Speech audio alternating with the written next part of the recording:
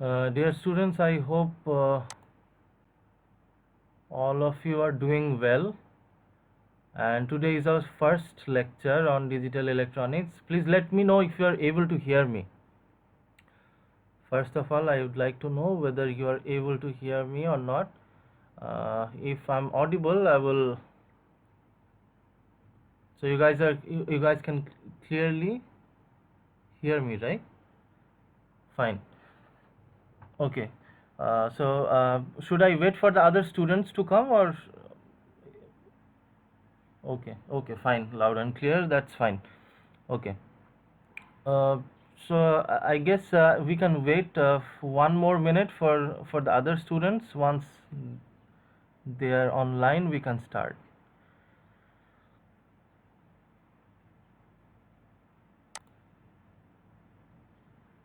So today is our first class on digital electronics, and in today's class we will talk about the number systems. I guess this topic was covered in your college days as well.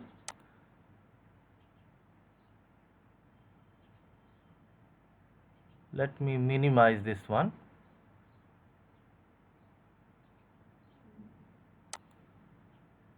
Okay.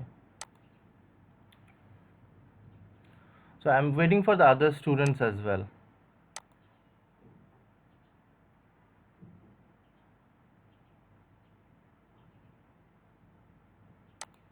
I see only one student, Abdul Fatah, is online. What about the other guys, other people?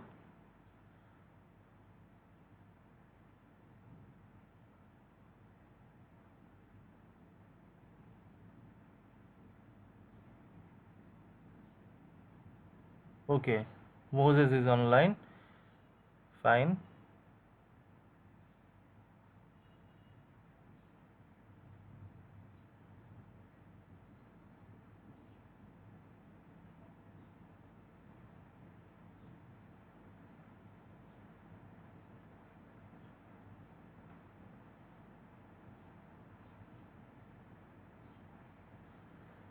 So time to time, what I will do is I will ask you some questions.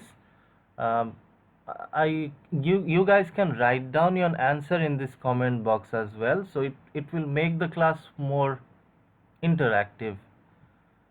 So I see Abdul Fatah is there. Moses is also there. So I would request you guys to answer to my questions. Try to give answers in this comment box. So that will be more interactive. So, do you guys have any idea about the binary and the decimal number systems? Do you have any idea about binary and decimal number systems? Can you give me a brief idea about this?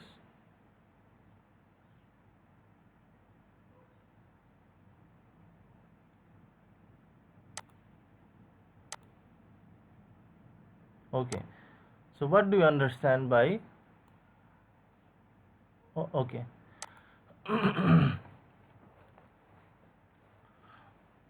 So, as I was telling that in this topic, in this lecture, we will be getting into the number systems. This topic is actually covered in your school or college days as well, in most of the cases. If not, I will try to give you some review of those ones, so it won't be that much difficult for you guys. Fine.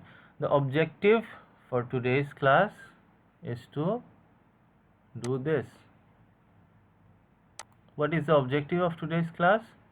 Is to understand why computers use binary numbering, then understanding how to convert a base 2 number to base 10 or base 8, understanding how to convert a base 8 number to a base 10 or base 2, and this is another objective to understand how to convert a base 16 number to a base 10, base 2 or base 8.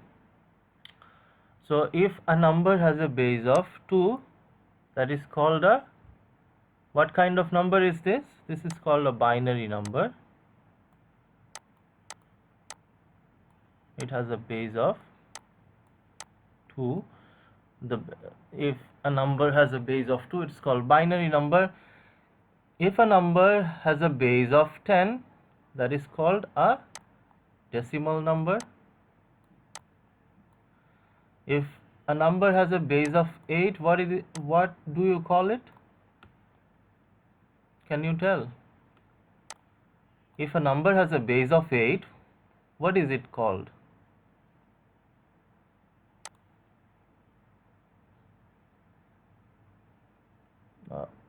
Moses, can you tell?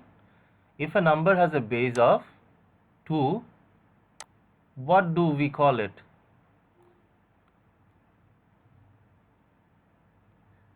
It's called a binary number, right? If a number has a base of 16, it goes by which name?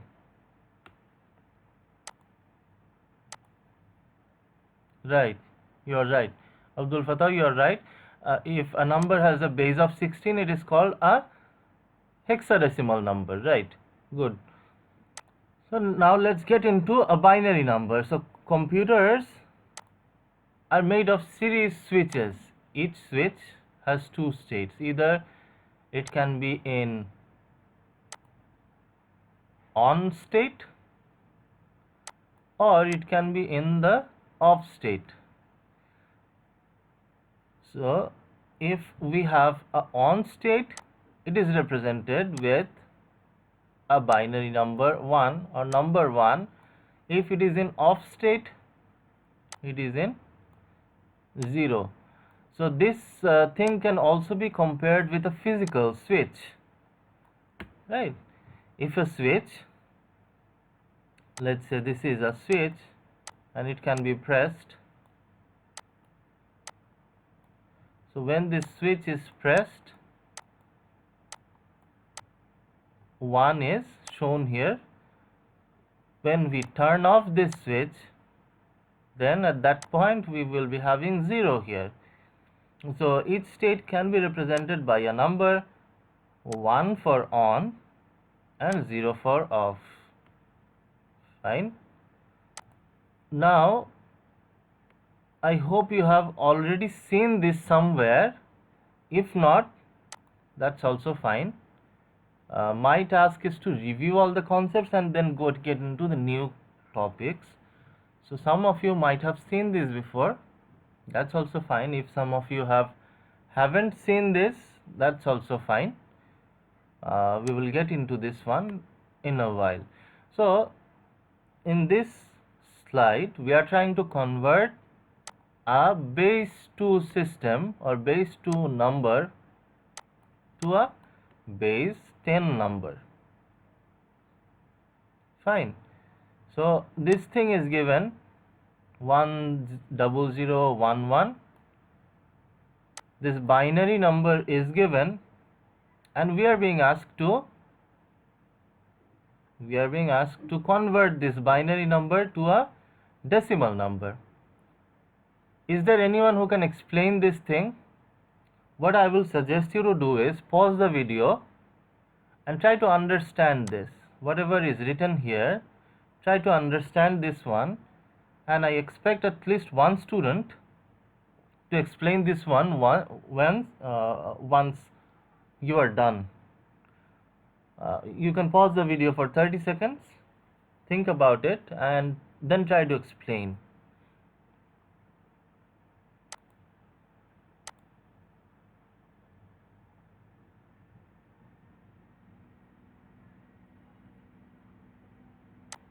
I guess this is slightly disappointing for me because I see only 3 students are online. Only 3 students are online. What about the other students? I expect at least 50% of the students should be present in the class. Anyways, so as you can see, it's a binary number, right? This thing, it's a binary number because it's represented with either 1 or 0. It's not represented with something else. It's represented with a 1 or 0. And now our task is to convert this binary to a decimal number. Decimal number, what is a decimal number? Decimal number has a base of 10. But on the other hand, binary has a base of 2, and binary is represented only ones and zeros. So this part is, to some of you, this part might be a little bit difficult for some of you. Instead of writing this thing in this manner, you could have written this box in this fashion as well. First, write down 1. If you multiply 1 with 2, we will have 2. If this 2 gets multiplied with 2 again, we get 4. This 4 getting multiplied with 2 again gives us 8. 8 getting multiplied with 2 again gives us 16. Further values are not needed. If that was needed, we could have extended this one as well. 16 getting multiplied with 2 again gives us 32. 32 getting multiplied with 2 gives us 64. 64 getting multiplied with 2 gives us 128, and so on. But in this case, drawing the table till this value is fine.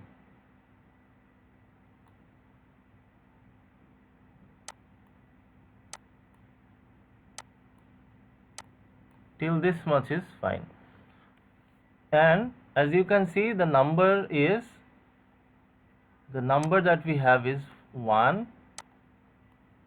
It's not working, so let's write somewhere here 1 0 0 1 1. Okay, so as you can see, this number is given.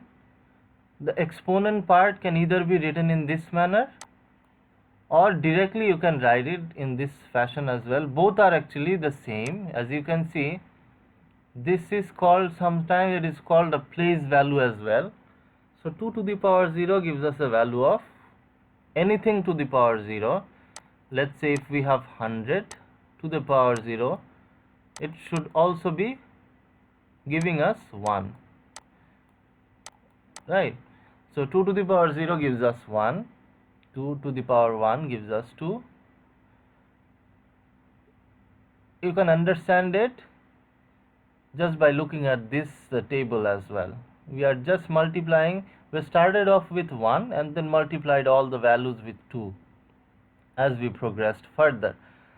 And this was our given question, 10011. So as you can see, this one is getting multiplied with 16, gives us a value of 16. That's why we have written 16 here. This 0 getting multiplied with this 8 gives us 0. That's why we have written 0 here. This 0 getting multiplied with 4 gives us 0 again. So we have written 0 here. This one is getting multiplied with 2, gives us a value of 2. We have written 2 here. And then again this one getting multiplied with 1 gives us 1. We have written 1 here. Once we are done writing all the values, our next task is to add them up together. Right, as you can see, we have summed it up together, and the final answer to this one is 19. Right. Finally we got a value of 19. So this is our final answer. Okay, is that understood? Moses, is it understood? Is the process understood?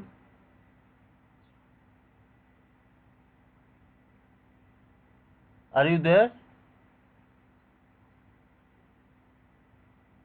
Yeah, Abdul Fatah is responding. What about you, Moses? Is it understood? Okay, fine. So if I ask you to do another problem, let's say, can you tell me the answer to this one? Let's say 1 0 1 1 1. 0 1.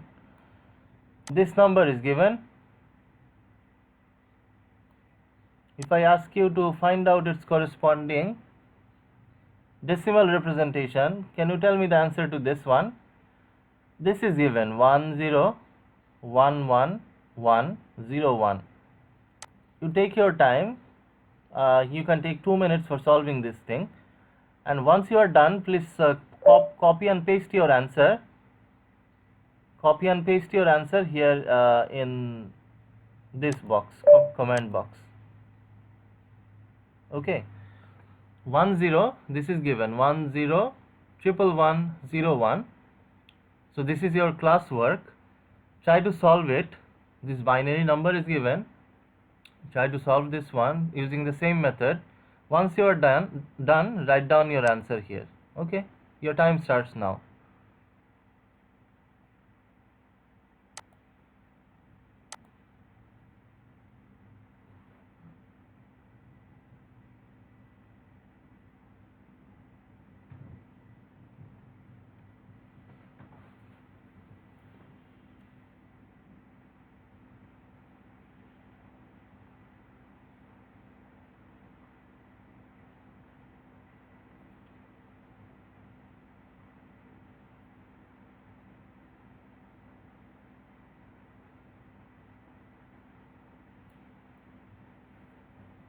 So some of you have tried to do that.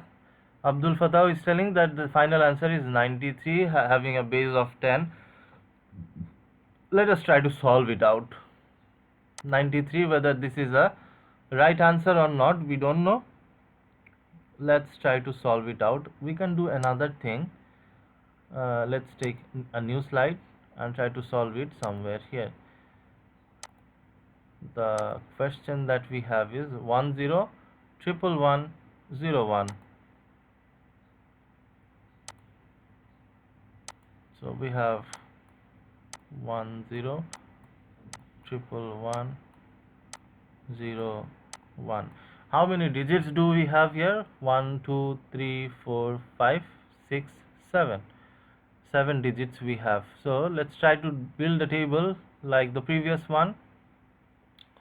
First we start off with 1, then 2, then we will be having 4, then we will have 8, we will have 16, then we have 32, then we have 64. How many digits we have written here? 1 2 3 4 5 6 7. So not any more needed. So the table is done.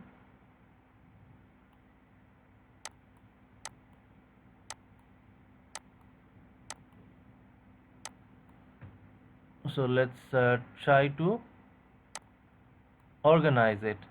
So 1 0, then we have triple ones, then again we have 0 and 1. So as you can see, first we have this 1 getting multiplied with 64 will be giving us 64 itself. Then 0 plus 0 getting multiplied with 32 gives us 0. We don't have to write it down. 1 getting multiplied with 16 gives us 16. Here we will be having 8. Then we have 4. This is 0. And finally we have 1. So that gives us a value of how much? Here we have 16. And in this case we have 16 plus 4 gives us 20, right? 20, 28, 29. 29 plus 64. How much do we have? 29 plus 64 gives us a value of 93. So this is the answer to our question. So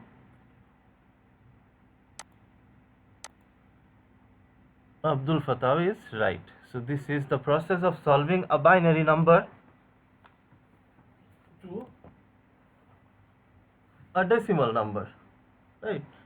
Good, Abdul Fatah, I appreciate your effort. It's right. Okay then. Then, as you can see, we have already discussed this one, that a binary number has a base of 2 and it is denoted with a symbol B. Octal has a base of 8 and it is symbolized with a symbol of O. Then we have the decimal number. Decimal number is denoted with D and it has a base of 10. Next up we have the hexadecimal number. It has a base of 16. We already have discussed this one in our previous slides, but this is, you can say, an extended version of the previous one. Fine.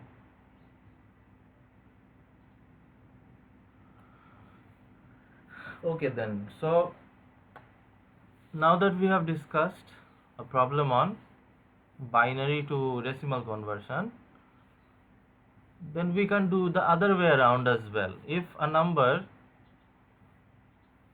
a decimal number is given, we should be able to convert that to a binary number as well. We haven't got into the octal number system, we haven't got into the hexadecimal number system yet. If time permits, we will get into that in today's class, or otherwise we will talk about it in our next lecture. Most of the topics that I'm going through today, I'm repeating again, it's actually a basic thing, very basic thing. It's very basic and easy thing, and most of these were there in your previous studies, let's say in your college days. So as you can see, the decimal number system uses a base of 10. It includes digits 0 to 9. We all know this. It includes digits from 0 to 9. The weighted values for each positions are. So what is a weighted value? Can anybody tell? What is this thing? This weighted value? Can anyone tell what is this? What is a weighted value?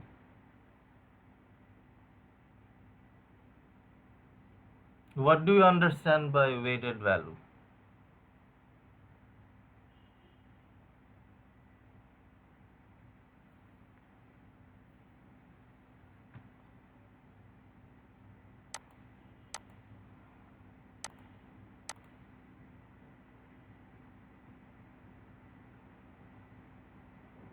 Moses, can you tell?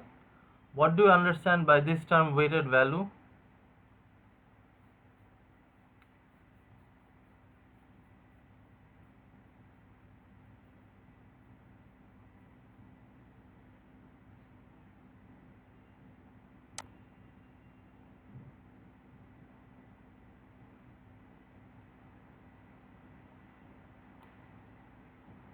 Are you guys online?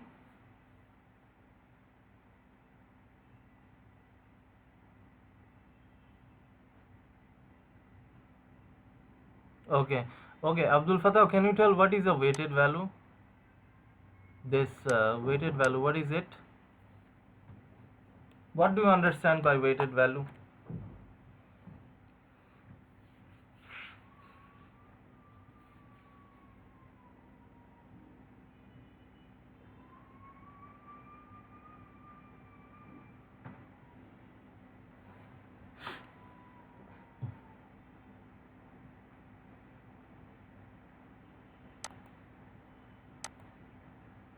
No idea. Okay, no problem.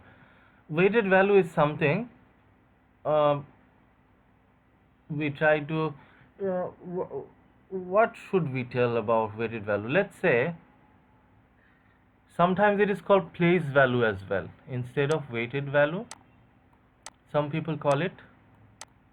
In some of the books, you will find it is called place value as well. So they both are the same. So as you can see, there are two parts. One is marked in orange, another part is marked in red. So this part, left of the decimal point, right of the decimal point. Say for example, let's say if you are given with a number, say 169.9. What kind of number is this? 169.9, is it a binary number, is it a decimal number, is it a hexadecimal number, or is it an octal number? The chances are it can't be a binary number, because the numbers,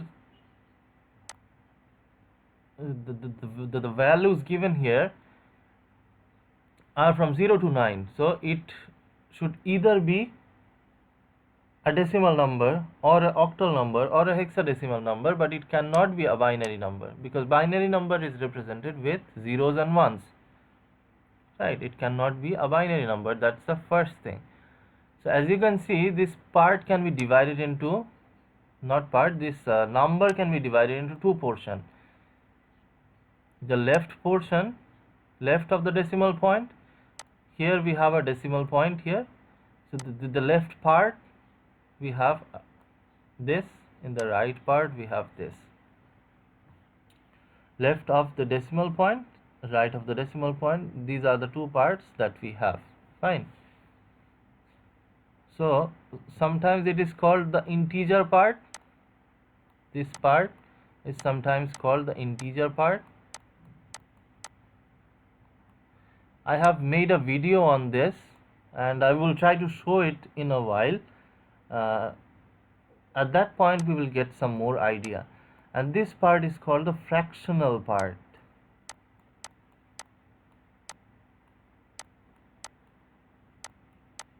Okay, so one part is called the integer part, another part is called the fractional part. So place value or weighted value is this one.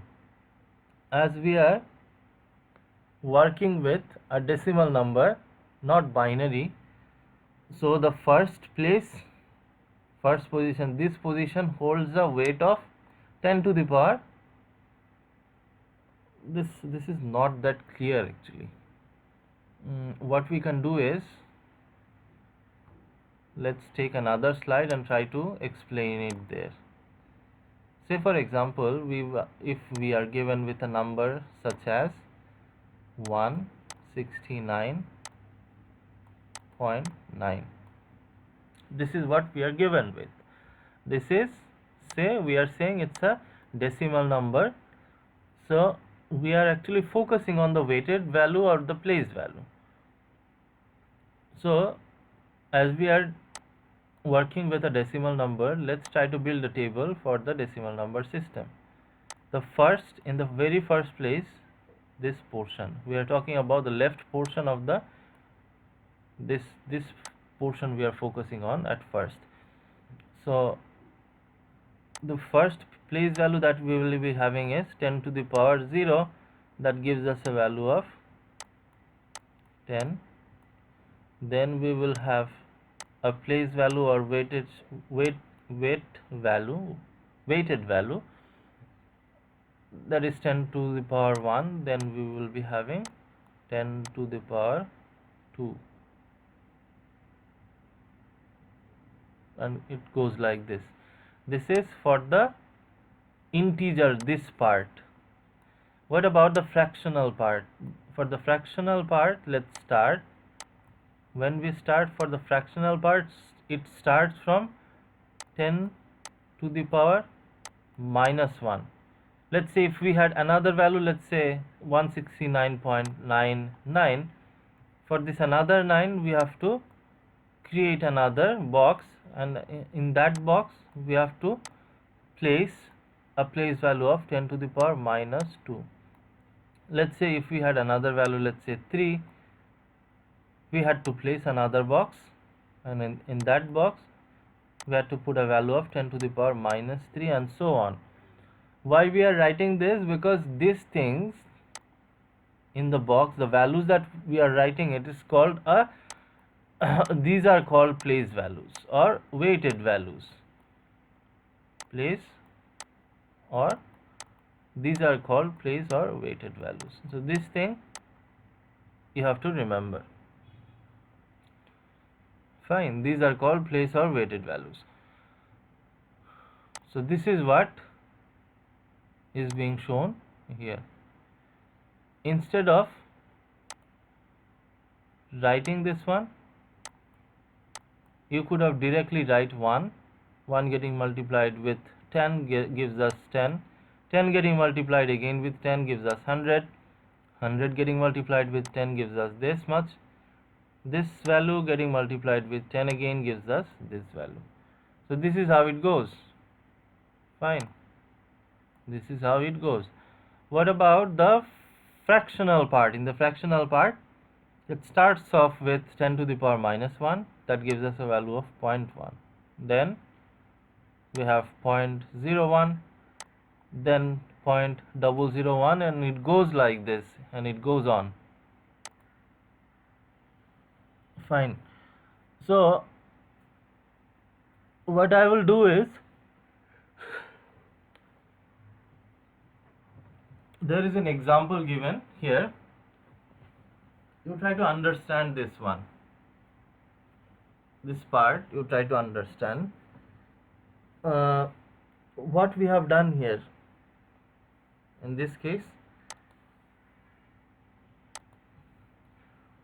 so each digit appearing to the left of the decimal point represents a value between 0 and 9 times power of 10 represented by its position in the number. Digits appearing to the right of the decimal point represent a value between 0 and 9 times an increasing negative power to the power of 10. So this is what we have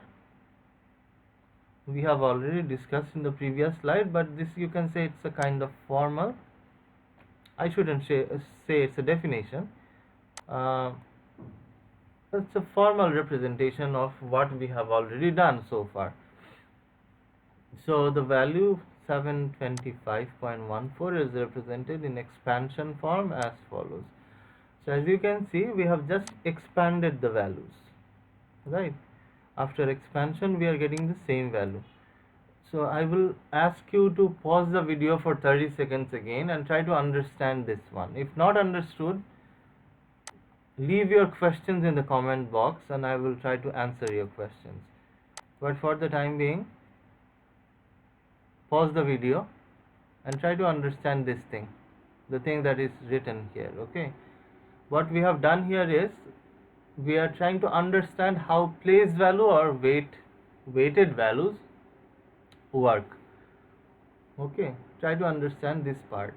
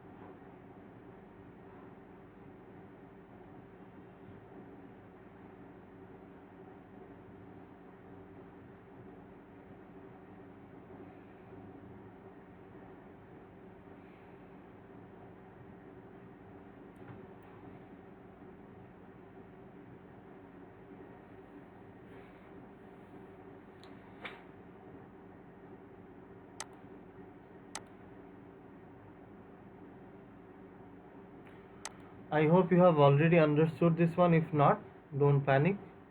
We will get into some other problems. At that point, we will get more idea about this one. But you see, this is just an expansion, you can say. The fractional and the integer part is just divided and expanded. So this till this much is our fractional part. This portion is for the fractional part, and this part is for the this portion is for the integer part, means 725, this part, and this much is for the fractional part. So what we are trying to do is we are trying to expand it and try to understand whether the expansion is working correctly or not. As you can see, even after expanding and after adding it together, we are getting the same answer. That actually tells us that the expansion is working properly. Fine. This is what you can say. The expansion is working properly.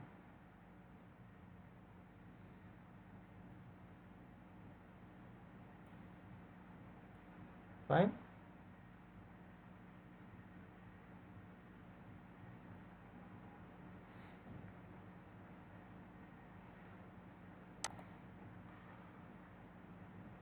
Then this one, the binary base systems. So the most modern computer using binary logic.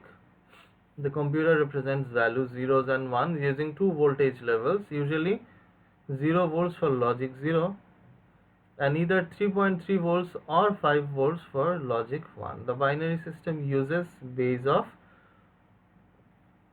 2, includes only the digits 0 and 1. I guess you all know this. The weighted values for each positions are this one.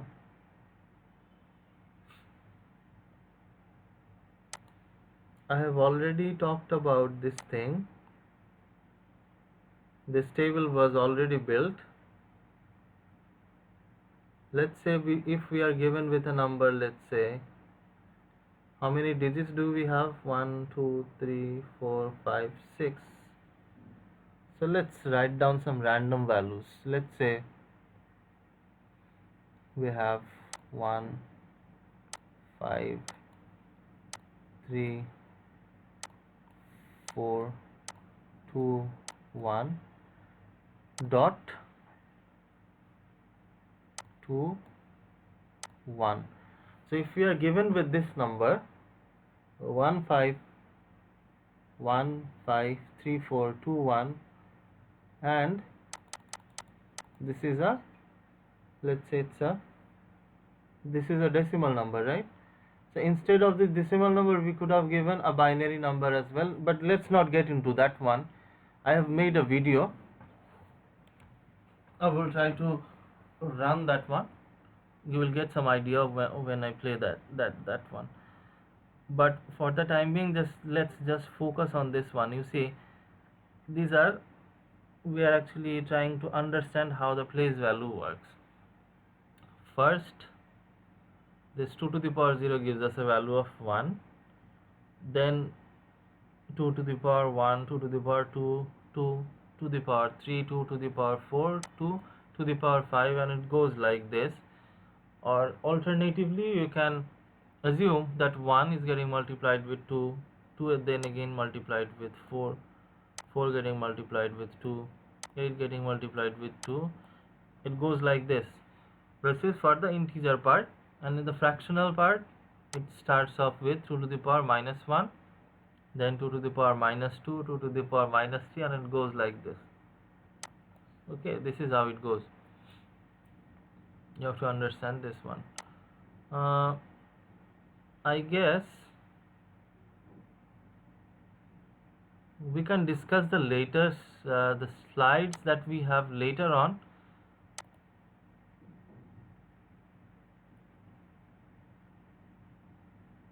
You can watch this video. Try to understand this one. If this is not understood, feel free to let me know. And please let me know whether the sound is clear or not. Watch this. I have made this one. Try to watch this and let me know whether this is understood or not. Dear students, welcome to Digital Electronics lecture. Today is our first class and my name is Khairul Ehsan Fahim. I will be your instructor for this course. In today's class, we will get into some important topics such as the number systems. We will see some examples on decimal to binary number conversion, binary to decimal number conversion, and so on. Before getting into the number conversion system, I would like to give you some examples, some secret tips that I believe these are not given in the book. In conventional book, you won't find this method of solving or converting a decimal number to binary number. I hope you all know about the decimal numbers. What is a decimal number? Decimal number has a base of 10. So say for example 105. If I ask you what kind of number is this, just by looking at it, you will say that it's a decimal number, right? Somebody may also say that it is not a decimal number, it can be an octal number as well. Yes, it might be. But just by looking at a number, let's say, if I just say we have a number such as 105, what kind of number will it be? 105, can you tell? Let's try to get into this. So as you can see, in the left hand corner we have the decimal numbers and the corresponding binary numbers are represented over here. So I have written down the decimal numbers 0 to 9 in this side and the binary numbers are written like this. Fine. So if I ask you, without looking at this table, if I ask you to convert a binary number, let's say we have 160. So if I ask you, or if I tell you that this 160 is given, what kind of number is this? This 160, can you tell? What kind of number is this? This 160, what kind of number is this? This is a decimal number, right? This number is a decimal number because it has a base of 10. So if I tell you to convert this decimal number into a binary number, will you be able to do that? I know you will be able to do that using your reference book. But before getting into that one, I will teach you a secret method. I won't say it's a secret method. I will teach you a shortcut method of solving this problem. So, say for example, in the given question paper, we are given with 160. 160 is our given decimal number. We have to convert the decimal number to a binary number. So the first step is to look. The first step is to build a table like this. Okay. The first step is to build a table like this. How will you construct this table? Observe carefully. The first value that we will be having in the top right corner is 1. 1 getting multiplied with 2 gives us 2. 2 getting multiplied with 2 again gives us 4. 4 getting multiplied with 2 gives us 8. 8 getting multiplied with 2, 16. 16 multiplied with 2, 32. 32 getting multiplied with 2, 64. 64 getting multiplied with 2 again, 128. 128 getting multiplied with 2 again, we'll be having 256. So this is how you can construct a table. This is what you have to do. Fine. So once you have constructed a table, now get into the question paper. What number is given? The given number is 160, right? The given number is 160. So the first step is to find out which number is the closest in this table to this given 160. Let's try to figure it out. This 160 This number 160 is close to which number? Can you tell? This 160 is close to 128, right? Isn't it? Isn't it? So this 160 is closest to 128. And another thing you have to remember, that is, the value that we are selecting from the table should be close to our given number, that is 160, as well as it should be less than the given number. So let's say here 256 is also somewhat nearer. It's also somewhat near to 160, but we are not selecting that one. Why is that? Because 256 is greater than 160. So in this scenario, we cannot take this 256. So we have to take 128. Fine. So once we have selected this one, we have to write a 1 underneath this one. Why? Because we have selected the closest value to the given value. Okay. Closest value to the given value, and put a 1 here. Once we have put a 1 there, what's the next task? What should we do next? The next task is to do the step number 1. That is, we have to subtract the value, this 128, from the given number, and it gives us a value of 32. Right? Then what we need to do? We need to figure out which number from the table is the closest number to 32. Right? Once we have subtracted, our duty is to find out from the table which number is closest. Now try to figure it out. 256, is it the closest number? No. 128, is it the closest number to 32? No. 64, is it closest and less than 32? No. What about 32 here? Is 32 less than or equal to 32 and closest to 32? It should be less than or equal. You need to remember this one, okay? Not greater than.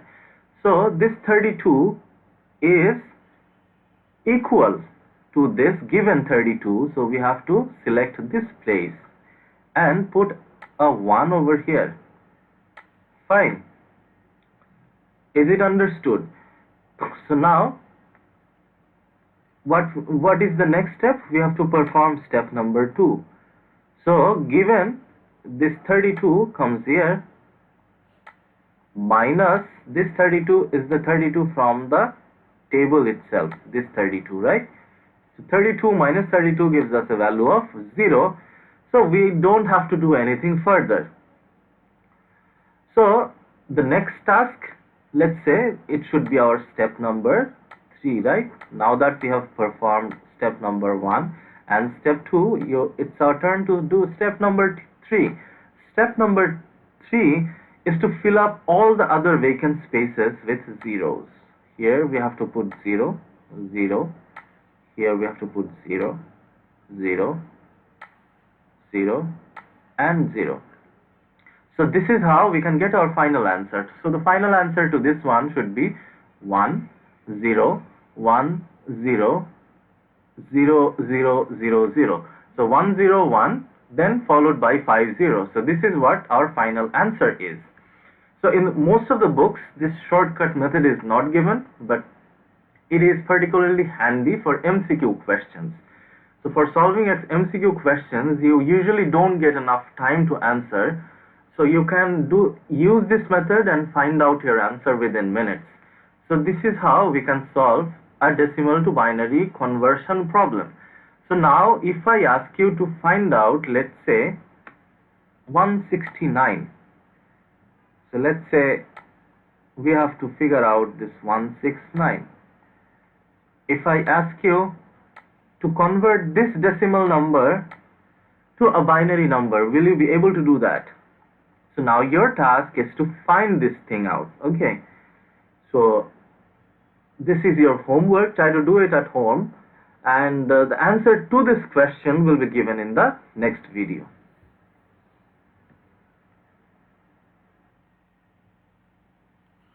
So I hope you have watched it and understood this one.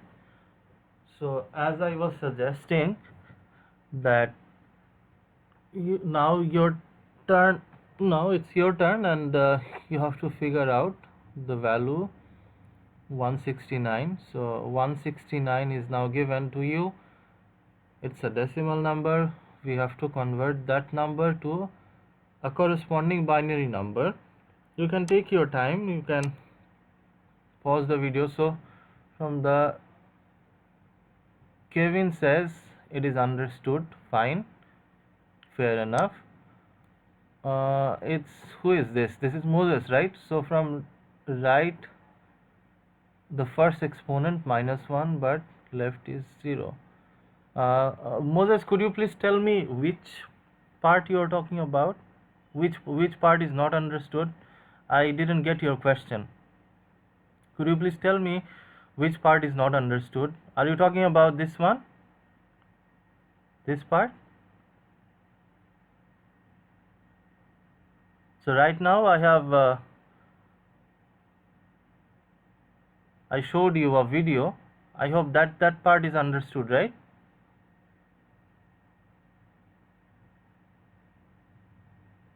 It was in slide 9, but I get it now, please. Okay, fair enough. The process that I have shown here is was that understood, this part?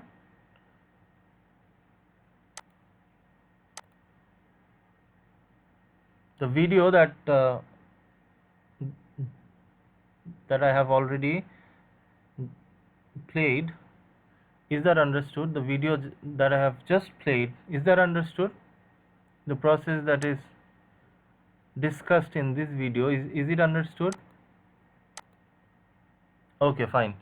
So now if I ask you to solve this one, let's make another slide. So in the previous slide we discussed a shortcut method of solving or converting a decimal number into a binary number. This was given. If I now tell you to convert this 169 to binary, can you do this? It can also be easily done using the shortcut method. First 1, 2, 4, then 8, 16. We are not using the conventional method, we are using the shortcut. So that's why I'm writing it down once again. 16, then we have 64, then again we have 128 and 256. It's not needed, I guess. So 169 is close to which one? Can you tell? This 169 is close to which value? If we try to make a box or table like this, 169 is close to which value?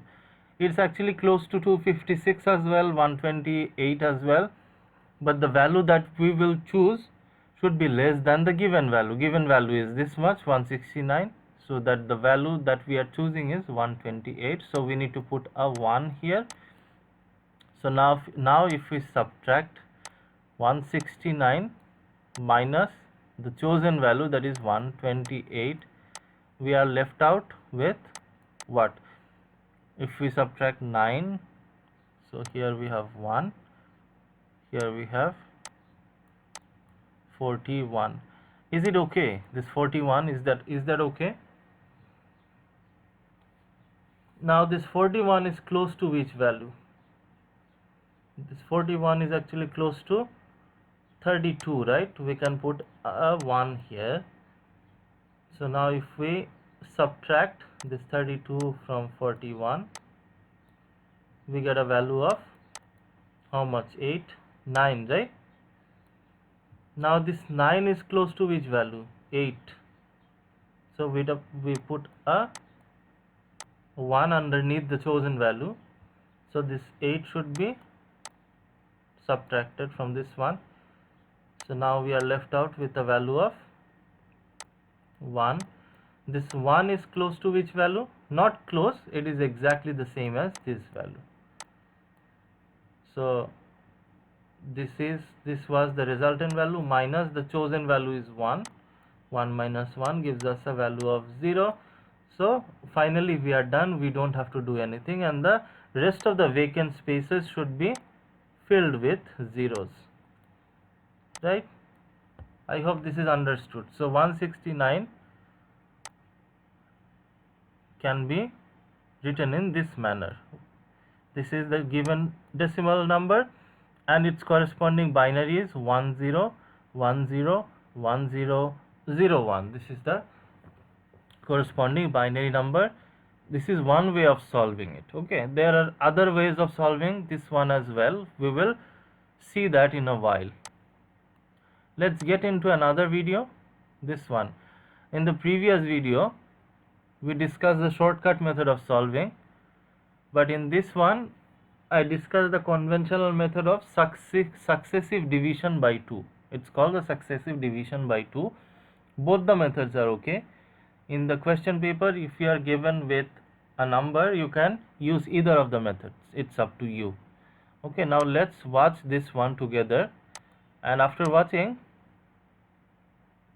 yeah, Abdul Fatah, right, you are right. Kevin, you are also right. Yeah, I appreciate your hard work. Now let's see this. Let's watch this video. Dear students, today is our second class of digital electronics. Yesterday we talked about a problem on converting a decimal number to a binary number. We will try to solve the same problem using another method. So this method is a conventional method. This method that I am going to show you today is usually used in normal applications, and in most of the books this way has been covered. But in previous lecture I showed you a shortcut method of solving the same problem. So you can use either of the methods, it's up to you.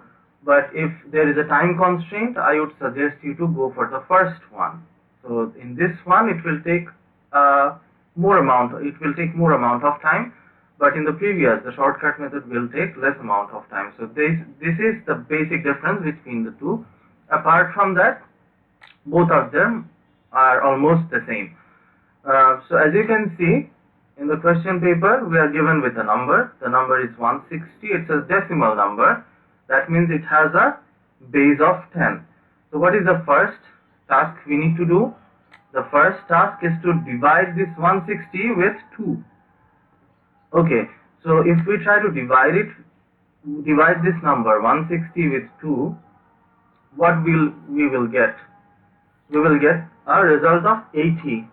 Is there any remainder after dividing 160 with 2? No, there is no remainder remaining. So that's why we need to put a 0 over here, right? Then we have to divide this 80 with 2 again. So if we divide this 80 with 2, we get a result of 40. Is there any remainder in this case? No. That means we have to write down 0 here. Again, we have to divide this 40 with 2. So if we divide this 40 with 2, we will be getting 20, right? We will be getting 20. Is there any remainder? No, not at all. So it is 0. Then again, if we try to divide this 20 with 2, we will be having a value of 10. Is there any remainder? Not really. No remainder is there. So again, we will be having 0. So now if we try to divide this 10 again with 2, we will be having 5. Right? Is there any remainder? No, not really. So we will be having 0 once again. Now see, if we try to divide this 5 with 2 again, now the result will be 2, right? 2 multiplied with 2, this 2 multiplied with 2 gives us 4. When we are trying to divide this 5 with 2, the result or the resultant is 2, and the remainder in this case is 1, right? Isn't it? The remainder will be 1 in this case, because remainder 1 will be prevailing in this case. Okay, now if we try to divide this 2 with 2 again, division of 2 with 2. So in this case we will be having 1. Is there any remainder? No, not really. So we have to write down 0 here. What if we try to divide this 1 with 2? What will happen in this case? If we try to divide 1 with 2, is it possible to divide 1 with 2? It's not possible, right? In this case we can write 0, the result is 0, and the remainder is 1. Right? Why is that? You see, 2 getting multiplied with 0 gives us a result of 0 actually. So the remainder that we will be having is 1. Right? Now, what we have to do is, we need to write down the answer from the bottom to the top. What does that mean? The final answer will be this much. Let me highlight this one so that it becomes more visible. So the answer is this much. So what I'm trying to tell is, our final answer should be written down in this sequence. First 1, 0, 1, then 0, 0, 0, 0, 0. So this is the answer that we are getting after solving this question. So are we getting the same answer that we got in the previous lecture? I will suggest you to go back and watch the previous video and try to match both the answers. You will see that in both the cases we are getting the same answer. So that actually tells us that both the procedures are okay. You can solve the same problem with the previous, following the previous procedure, or you can solve the question using this method as well. So both the methods are correct. So that's all for this lecture. In the next video we will be talking about another problem.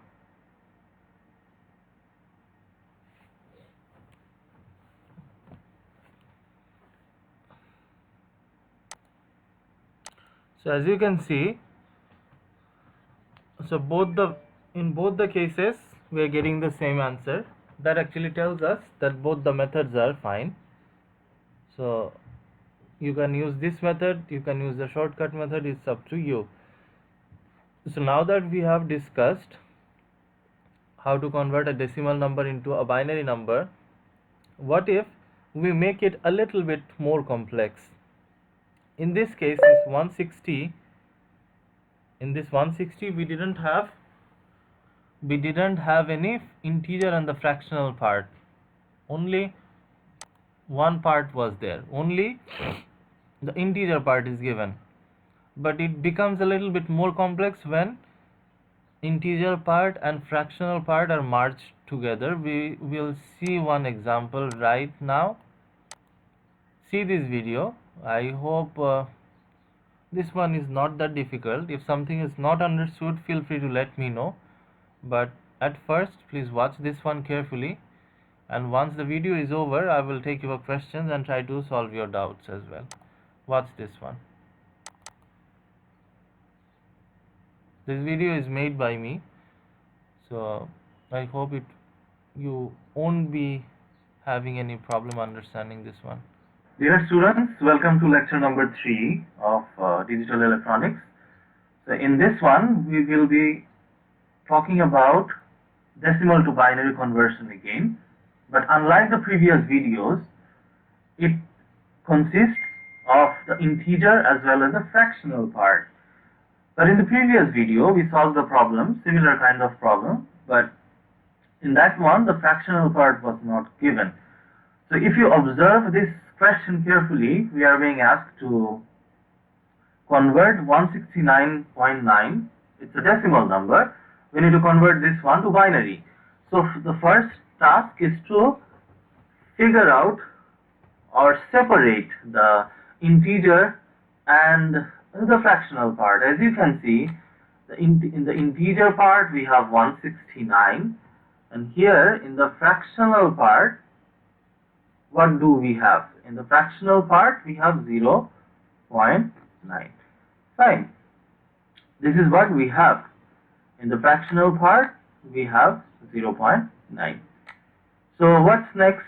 What's our next task? Our next task is to solve the first part, that is the integer part. So that integer part, solving this one, the procedure remains the same, or the method remains like the previous one. So here 169, first it should be divided with 2. So if we divide this thing with 169, what we will get? We will get a result, and the result of 84, and the remainder in this case will be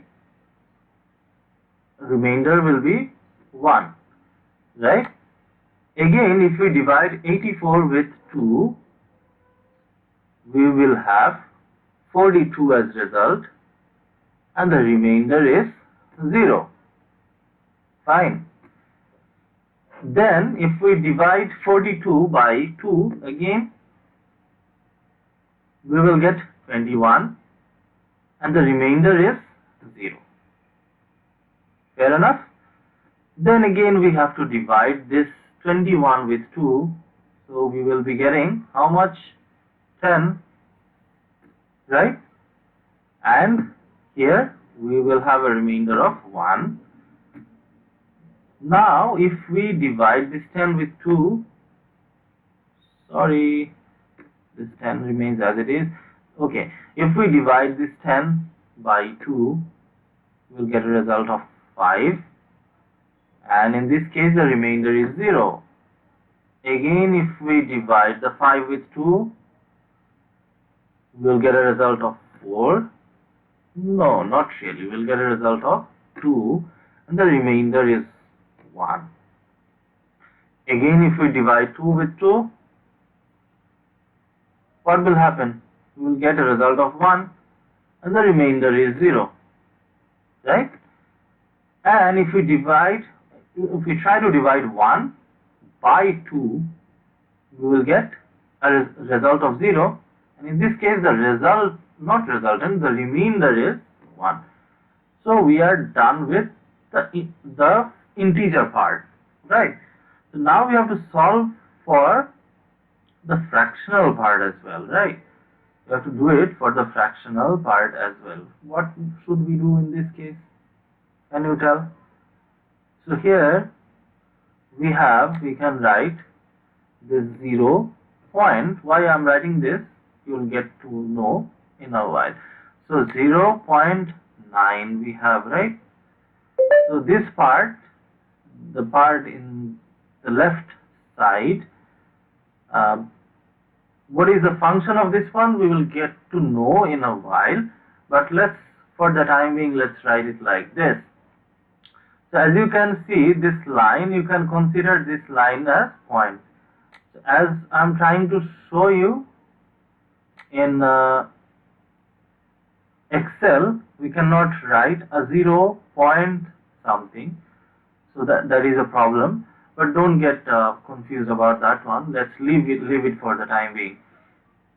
So let's say this we are writing this one in this manner because we have to, for the fractional part, unlike the integer part, we have to multiply the values with 2. Okay, so if we multiply 9, if we multiply 0.9, right, we can say it's 0.9. If we multiply 0.9 with 2, we will have 1.8, right? So 1 goes in the left hand corner here, and that 8 should be in this box, right? Fine. So now then again, if we try to multiply this side, so you need to remember that these values, let me highlight this one so that it becomes more visible. So the values that are marked in yellow, marked in green, should be multiplied with 2 in all the instances. So this 1.8 0.8 multiplied with 2 again gives us a value of how much, can you tell? Not 1.8, this, let's say this 0.8, right? This 0.8 gives us a value of how much? 0.8 gives us a value of 1.6, right? So we can write in this manner as well. Let's say this is 0.9, this is 0.8. Now this is more, I think this is more understandable. I mean, you can understand it better if we write it in this manner. So when this 0.8, when 0.8 is getting multiplied with 2, right, it should be 1.6. So 1 has to be written here and 0.6 has to be written somewhere here. Okay.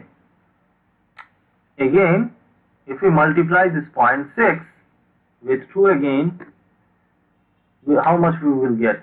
0.6 multiplied with 2 gives us a value of 1.2, right? So 1 goes here and 0.2 goes here, 0.2. 0.2 should again be multiplied with 2. So it will give us a value of how much? 0.2 multiplied with 2, that gives us a value of 0.4. 0.4 means 0.4, right? So 0 goes here and 0.4 goes here. This 0.4 should again be multiplied with 2, right? If we multiply 0.4 with 2, we will be getting how much? 0.8. Means 0.8. 0 goes here and 0.8 goes here. Fine. This 0.8 should again be multiplied with 2. 0.8 multiplied by 2 gives us 1.6. So 1 goes here, 0.6 goes here. 0.6 again getting multiplied with 2 gives us how much? 0.12. Not 0.12, 1.2. So 1 goes here and 0.2 goes here. This 0.2 again getting multiplied with 2 gives us a value of 0.4. 0 goes here, right? And 0.4 goes here. 0.4 again getting multiplied with 2 gives us 0.8. So 0 goes here and 0.8 should be written here. Fine. So 0.8 getting multiplied with 2 again gives us 1.6. 1 goes here. 0.6 goes here.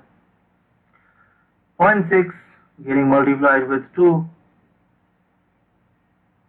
gives us how much? 0.6 getting multiplied with 2 gives us 1.2. So 1 goes here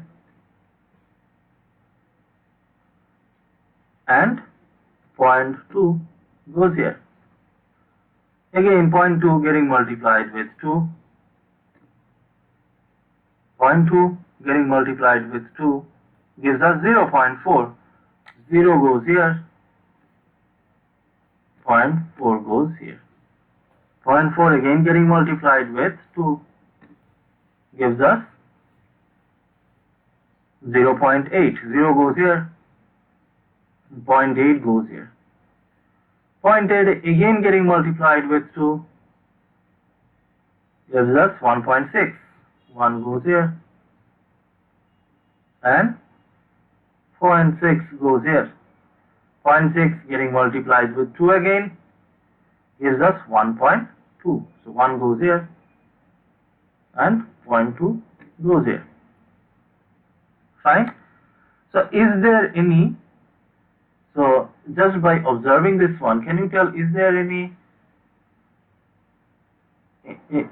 sequence that you can follow?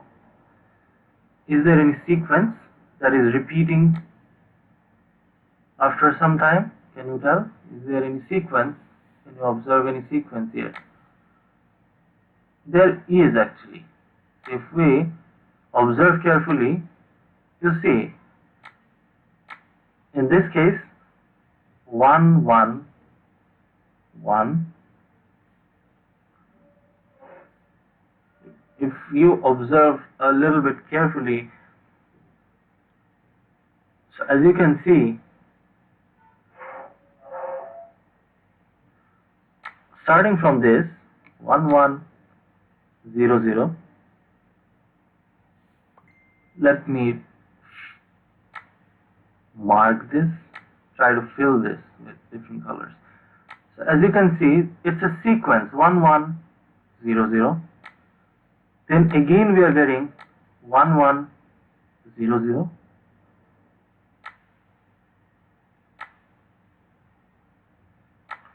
Then again it's getting repeated 1 1 0 0.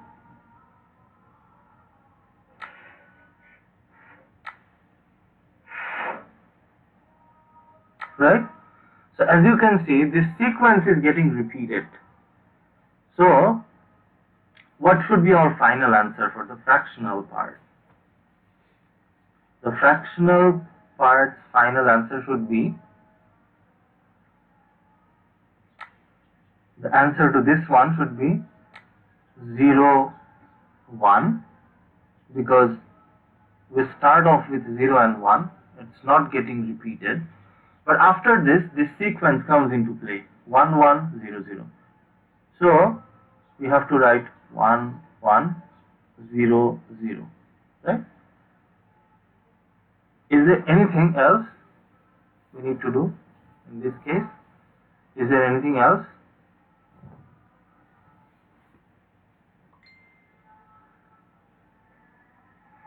So what we can do is,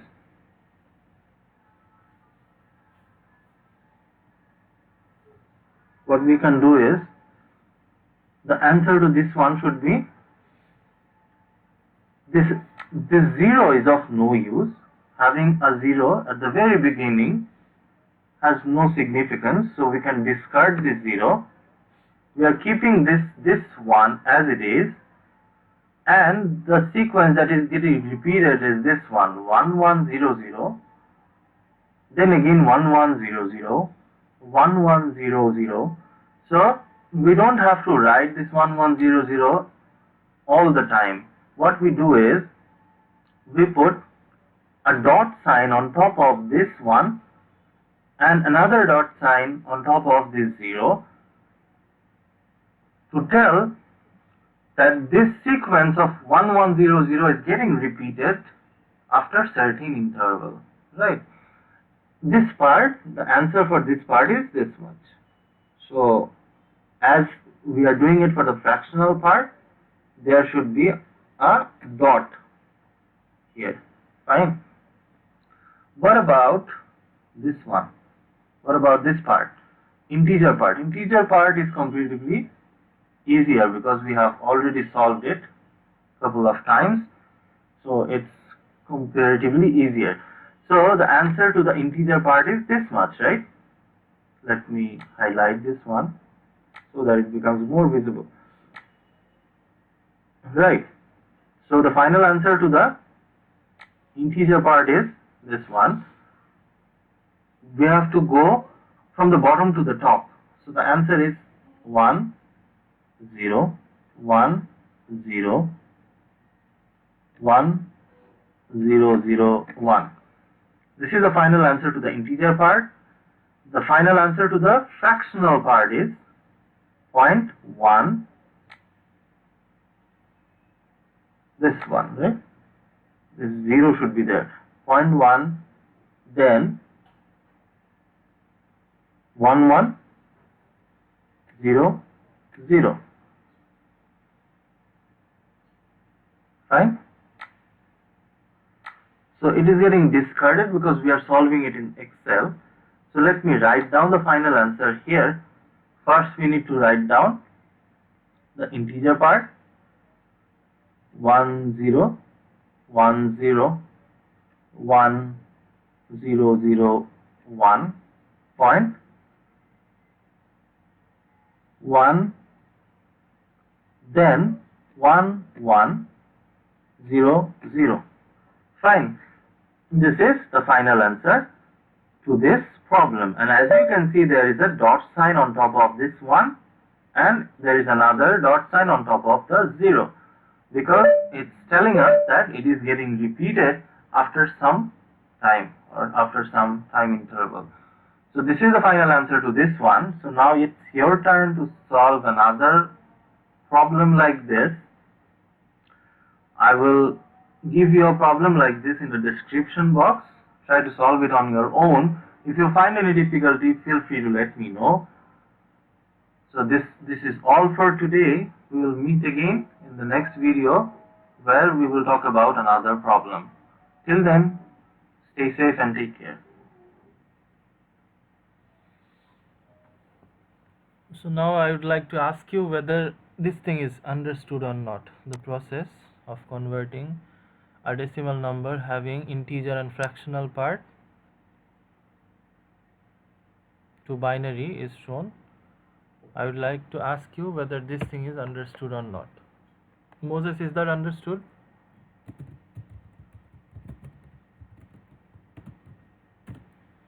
Is it understood?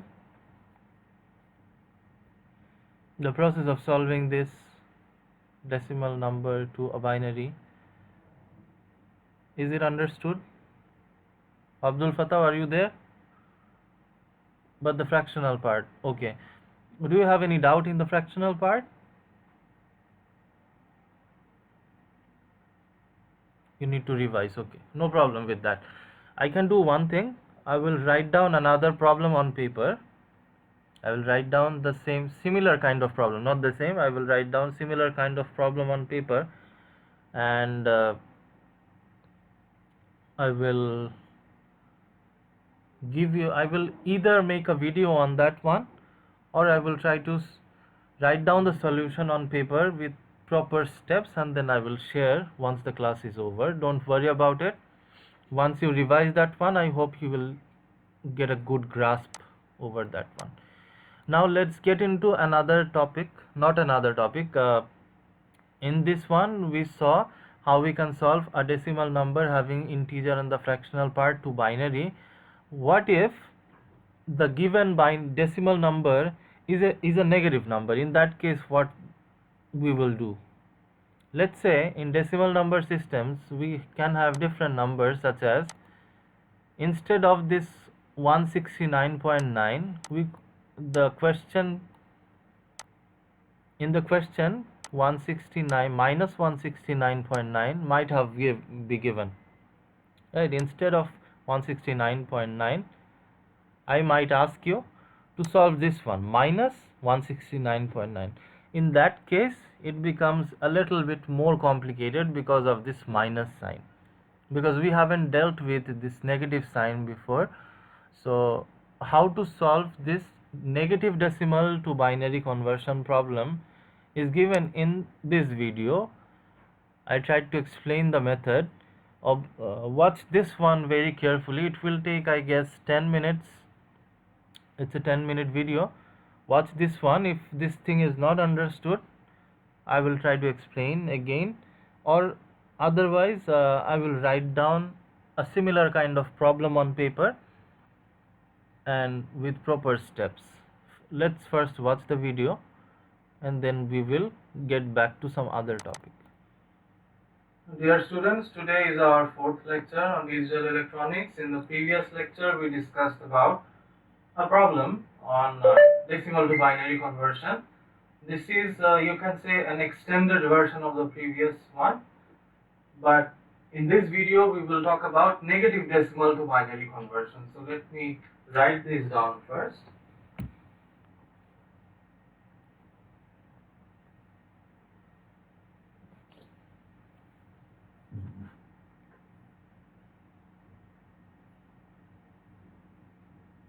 Okay, so this is what we are trying to solve.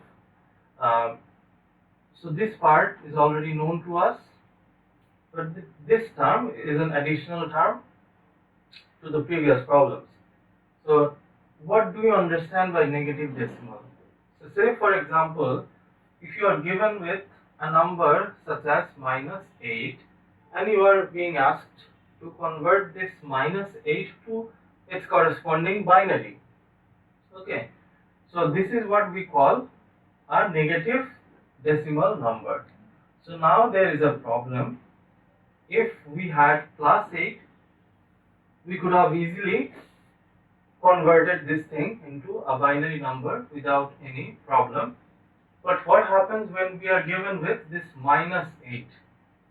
So what are the steps involved? The first step is to think that there is no minus sign at all. So you have to assume that there is no minus sign at all. Just start working with 8. Okay. So if we try to convert this 8 to its corresponding binary, will you be able to do that? How can we do this? It can be done using the shortcut method. Also the conventional method can also be done. It's up to you. So if we try to convert this 8 to its corresponding binary, we have to divide this 8 first with 2, right? So after division we will get 4, and the remainder is how much? In this case the remainder is 0. Then again we will be having 2, here we will have 2, and the remainder in this case is also 0, right? In the next step, if we divide this 2 with 2, we will get 1. Remainder in this case is 0, right? Again, if we try to divide this 1 with 2, how much we will get? We will get 0, and in this case the remainder is 1, right? Now to get the final answer to this one, we go from top to bottom in this direction, right? So the answer to this one is 1, 0, 0, 0, or 1000, we can say. But there is a thing you need to remember, that if we are solving a negative decimal number, if you are working with a negative decimal number, after converting the plus value to its corresponding binary value, we have to do some sort of zero padding. Are we familiar with that one? Not really, I guess. So as you can see, how many bits are there? In this case, as you can see, 1, 2, 3, 4. There are 4 bits, right? In this case, we have 4 bits available. So the next step is to make this 4 bits 8 bits. How we can do that? We do it by adding zeros on the left hand side of this value. That actually means 1, 0, 0, 0. This remains as it is, and we have to add 4 zeros on the left hand side of this one, like this. Now it becomes 8 bits, right? We have 8 bits here, isn't it? Understood. So we had 4 bits, now we have 8 bits. Our next task, or our next step, you can say, what is the next step? The next step is to do the ones complement. I haven't discussed the ones complement yet, but I will give you some brief idea about it, and I think this idea is more than enough for solving this problem for the time being. So to do ones complement of this one can be done by reverting, or by changing, or you can say by switching zeros to ones and ones to zeros. That actually means we have a 0 here, so that 0 should be converted to 1. This one, we have 0, this 0 has to be converted to 1, this 0 becomes 1 again, this 0 also becomes 1. Here we have 1, this 1 becomes 0, and 3 zeros, this will all become ones. So this step, you can say this step is called ones complement. So this thing is also given in your reference book as well. If you want to know more about it, you can go through that. But for the time being, solving this problem, just knowing this part is more than enough, I guess. So once you have done the ones complement, the next task is to add a 1 to it. Add 1 to the ones complement. Adding a 1 to the ones complement is actually called 2's complement. This process of adding a 1 is also called 2's complement. Fine. Now, I guess you are familiar with binary number addition. If not, let me give you a quick recap of that one. See, if we add up 1 and 1 in binary, we get 1 plus 1 becomes 10, right? You need to remember this one. What happens if we try to add 1 and 0? This becomes 1 only. I'm trying to give you a quick preview, or you can say I'm trying to review this steps so that you don't get confused while adding this thing up. So 1 plus 0 becomes 1, 0 plus 1 gives us 1. Fine, and 1, when we have 1 plus 1, that becomes 0, that becomes 10. Why is that? Because 1 plus 1 gives us a value of 10. You need to remember this one, okay? So these are things you need to remember for a binary addition. These things were given in your 12th class, I guess. But if you don't remember, here is a quick review of that one. So don't panic. So here, after adding 1 and 1s, we will be getting 0. Why 0? Because 1 plus 1 gives us a value of 10. So we write down this 0, and this 1 is called the carry bit, right? This 1 is called the carry bit. So this carry bit, we don't have to write it here instantly. Instead of that one, this carry bit goes on top of the next value here. Fine. So now this carry is 1 and this one gives us a value of 0 again, right? And we have 1 carry once again that goes on top of this one. Fine. So 1 and 1 gives us 10 again, 0, and this carry bit of 10 goes on top of 0. 1 plus 0 gives us a value of 1. Fine. And then there is no carry bit at all. So this remains as it is. 1, 1, 1 and 1. So this is the final answer to our question. We started off with -8. We tried to discard the minus. We didn't took it while solving in the first place. We thought that it's only 8, not -8. So we converted this 8 to its corresponding binary value of 4 bits.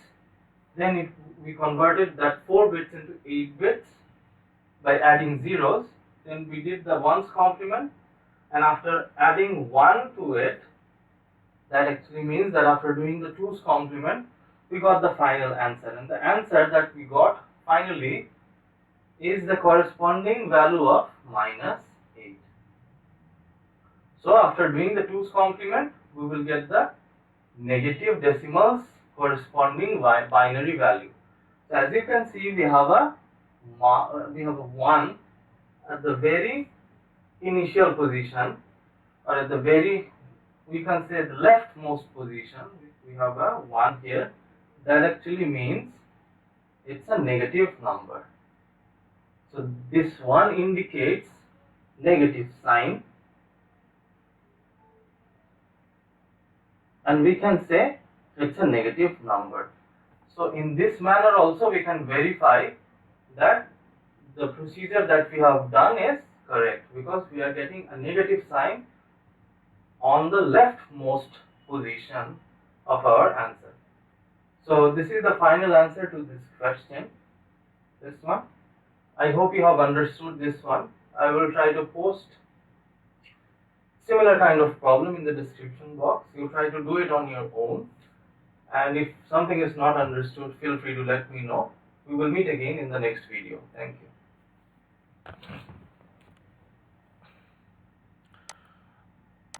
So I hope this problem that I have discussed right now is understood. In this problem, I tried to tell you the step-by-step process of solving a negative decimal number to binary.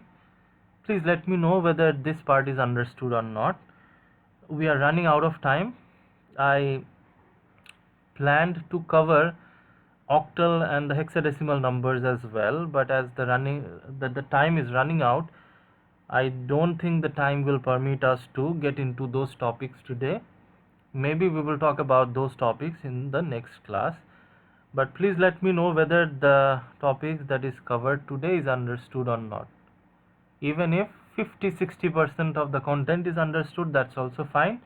Once the class is over, this recorded version of the video will be available online. I suggest you to go through that one, and if you find any difficulty, feel free to let me know. Feel free to ping me on WeChat, or you can email me as well.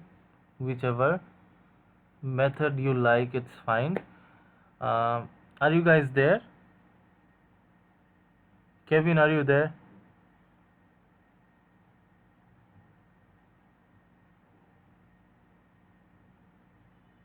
Okay, Fatah is there, Moses is also there, fine.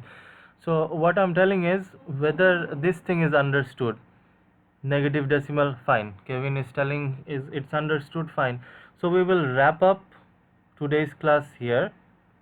I had a plan to cover octal numbers and hexadecimal numbers as well, but I don't think we will get enough time for finishing those in today's class. We only have 1 minute today. So we will meet again on Thursday, right? When is our next class? Thursday. We will see the schedule, and please be there on time. Okay. I hope today's class is understood. If not, please let me know. You can send a personal message on WeChat as well. So this is all for today. We will meet again in the next class. Till then, you guys try to review the contents. Take care of yourself wherever you are. Goodbye.